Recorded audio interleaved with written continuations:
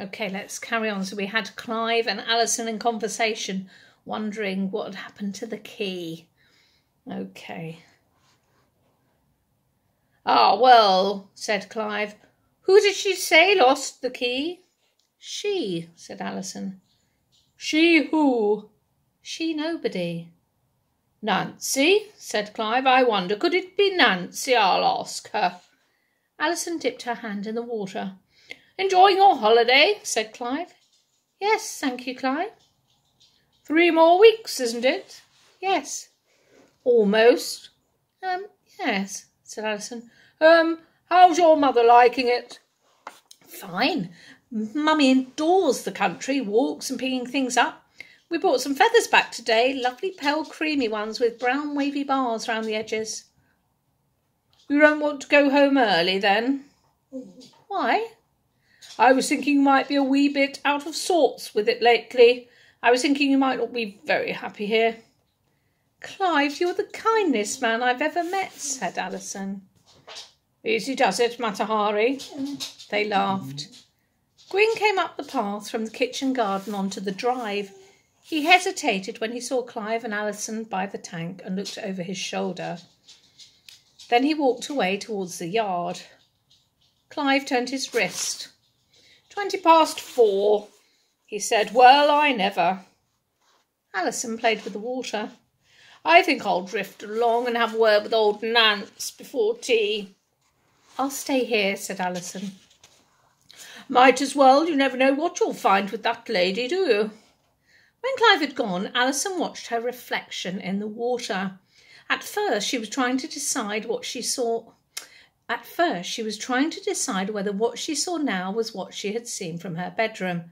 But as she held her own gaze for minute after minute, it became harder for her to look away. She dared not look away, because she knew she herself was being watched. What is it? Something's happened. Something stopped. Something stopped. What? The rake! Alison swivelled round. Hugh Halfbacon was leaning on his rake, his head forward, fixed on her. Alison tried to stare him out, but in the end she had to act as if she'd been thinking of something else. She turned and looked straight into another pair of eyes, the same intense blue. It was Gwyn. He was in the dining-room window. There was no quiet in his eyes, nothing that Alison had seen when he had sat where she was now. Hugh was still there. Alison felt gripped between there, looking as if between pincers. "Stop peering at me."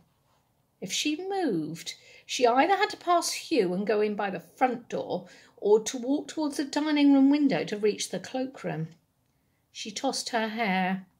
A motorcycle engine broke into life, and its sound moved away up the road. She wrinkled her nose against the fumes.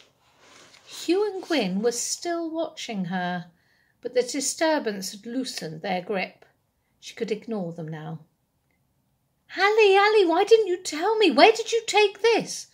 Roger came charging out of the cloakroom, and a big sheet of wet paper was plastering itself all over his arms and chest. "Quick! Here, what is it?" "Oh, that," said Alison. "I saw there was one number left, so I snapped your bring thing from the road as we came back. You've been muttering about it for so long. I did it for a lark. I only pointed the camera, didn't bother with a viewfinder. It was just to use the film up." "What's this? There, between those 2 fir trees on the left." "Why are you making such a fuss?" said Alison. "It's only Gwyn." Okay, and that's the end of chapter 18.